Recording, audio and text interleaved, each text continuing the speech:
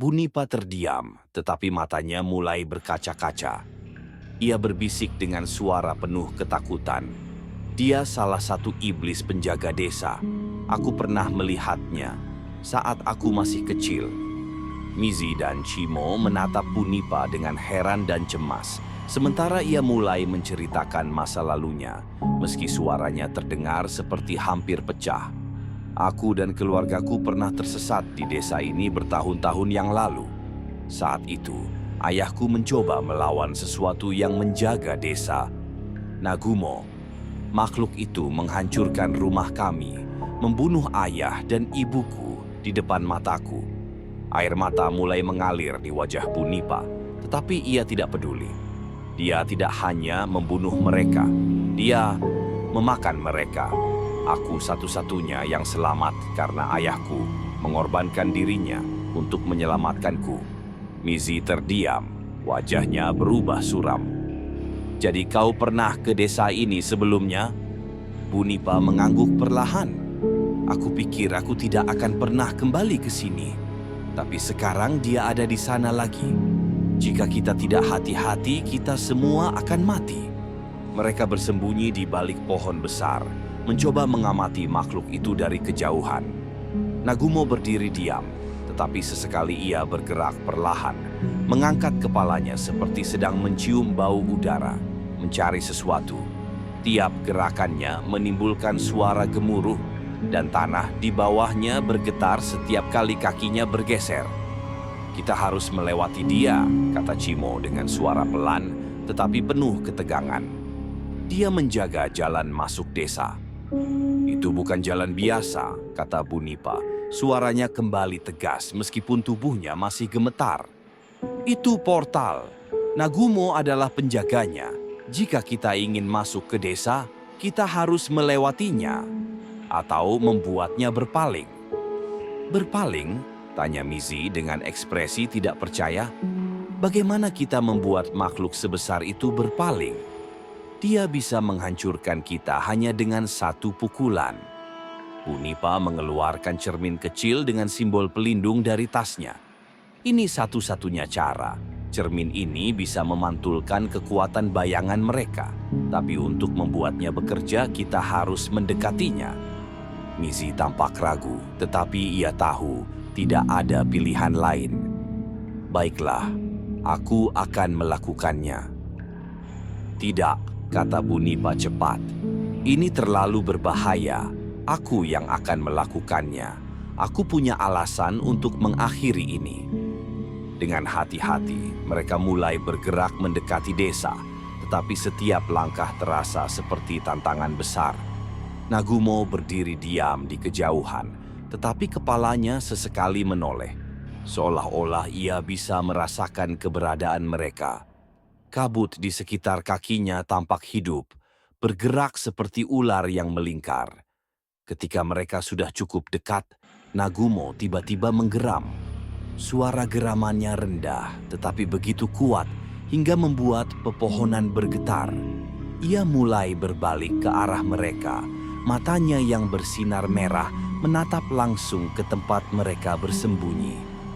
Kita sudah ketahuan, teriak Chimo. Tetapi Bunipa mengangkat tangannya, meminta semua orang tetap diam. Nagumo mulai melangkah. Setiap langkahnya membuat tanah di bawah mereka berguncang. Pohon-pohon yang dilewatinya retak dan tumbang seperti batang korek api. Ia mengangkat tiang kayu besar di tangannya, siap menghancurkan apapun yang mendekat. Sekarang, teriak Bunipa. Mizi melempar bola cahaya biru tepat ke depan Nagumo.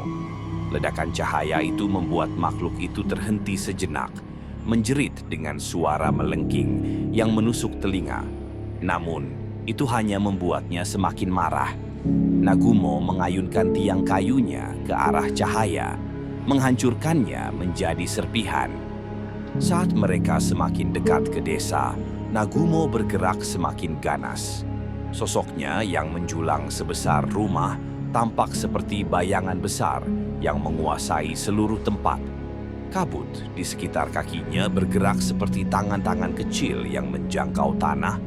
dan matanya yang merah menyala menatap mereka dengan penuh kebencian. Bunipa mencoba mengangkat cermin pelindungnya, berharap bisa menghentikan makhluk itu. Namun, Nagumo bergerak terlalu cepat. Dalam sekejap, tangan raksasanya mencengkeram tubuh Bunipa, mengangkatnya tinggi ke udara. Bunipa berteriak kesakitan. Cerminnya terjatuh ke tanah dan pecah menjadi serpihan kecil. "Nipa!" teriak Cimo, tetapi kakinya membeku. Dia terlalu takut untuk bergerak. Nagumo menggeram keras, suaranya seperti gemuruh petir yang memenuhi hutan.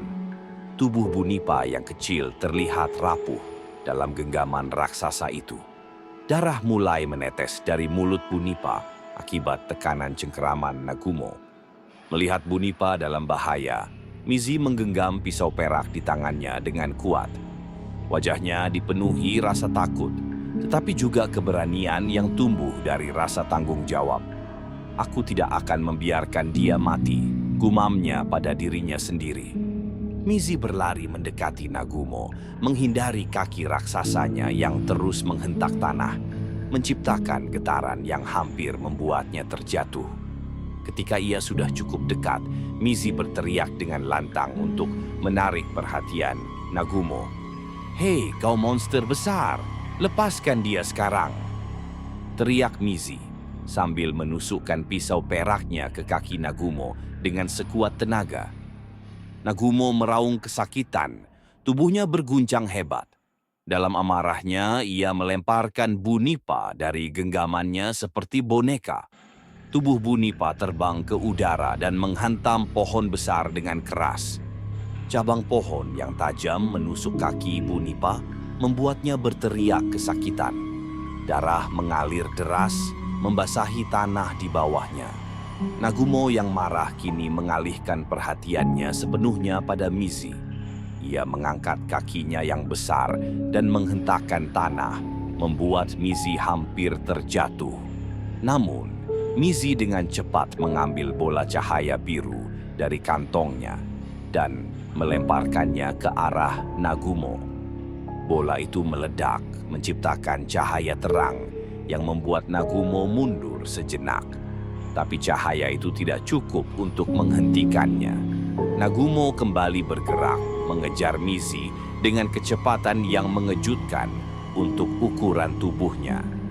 "Lari, Mizi, jangan berhenti!" teriak Bunipa yang masih tergeletak di bawah pohon, meski suaranya hampir hilang karena rasa sakit. Mizi berlari sekuat tenaga, melompat melewati akar pohon yang menjulur keluar dari tanah. Ia tahu bahwa satu langkah salah saja bisa membuatnya tertangkap. Di belakangnya, Nagumo terus mendekat. Setiap langkahnya menghancurkan pohon dan menciptakan gempa kecil. Sementara itu, Bunipa yang terluka parah berusaha merangkak menjauh dari tempat ia terjatuh. Cabang pohon tajam masih menancap di kakinya, membuat setiap gerakan terasa seperti disayat ribuan pisau. Dengan napas terengah-engah, ia menarik tubuhnya ke balik semak-semak, mencoba bersembunyi dari pandangan Nagumo.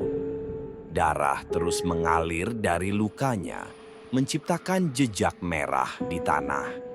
"Aku harus bertahan. Aku harus membantu mereka," gumamnya pelan, meskipun tubuhnya lemah.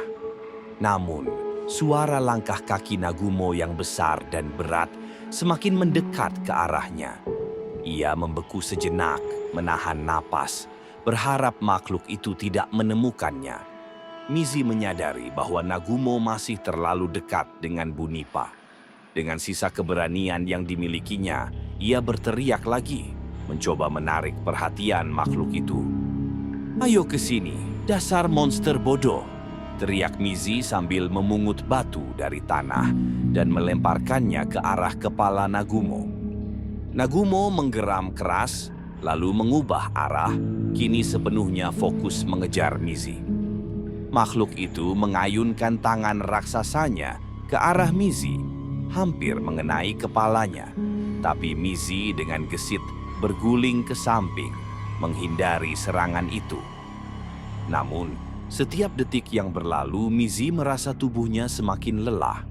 Napasnya terengah-engah dan kakinya terasa seperti akan menyerah. Aku tidak bisa terus seperti ini, pikirnya, tetapi ia tidak berhenti berlari. Ketika Mizi mulai kehilangan tenaga, Nagumo mengangkat tangannya yang besar, siap menghantam Mizi dengan satu pukulan terakhir. Tanah di sekeliling mereka bergetar hebat, dan suara makhluk itu menggema seperti raungan neraka. Tapi tepat sebelum tangan Nagumo menghantamnya, Mizi memutar tubuhnya dan melemparkan pisau peraknya ke wajah Nagumo. Pisau itu menancap di salah satu matanya, membuat Nagumo meraung kesakitan dan mundur beberapa langkah. Ini memberikan Mizi cukup waktu untuk melarikan diri lebih jauh, tetapi ia tahu bahwa ini hanya menunda waktu. Nagumo tidak akan berhenti sampai ia menangkap mereka semua. Sementara itu, Bunipa yang tersembunyi di balik semak-semak berusaha menahan rasa sakit di kakinya. Ia meraih cabang pohon yang menancap di kakinya dan, dengan gigi terkatup, menariknya keluar perlahan. Jeritan tertahan keluar dari mulutnya, tetapi ia berhasil membebaskan kakinya meskipun darah terus mengalir. Dengan tubuh yang gemetar, Bunipa berbisik, "Aku harus kuat. Aku tidak bisa menyerah sekarang." Di tengah kekacauan itu, Chimo, yang tidak terlihat oleh Nagumo, berhasil menyelinap melewati raksasa tersebut dan memasuki desa. Ia melangkah dengan hati-hati, meski rasa takut menghantui setiap langkahnya. Di kejauhan, ia melihat rumah besar dengan cahaya merah yang terang. Mochi ada di sana, pikirnya. Namun, desa itu tidak kosong. Bayangan-bayangan kecil mulai muncul di sekitar rumah-rumah tua, dan suara tawa anak-anak kecil terdengar dari segala arah, memanggil namanya. "Chimo, kau tidak bisa menyelamatkannya." Suara itu berbisik, tetapi Chimo tetap melangkah meskipun kakinya gemetar. "Aku akan membawamu pulang, Mochi," gumamnya dengan tekad.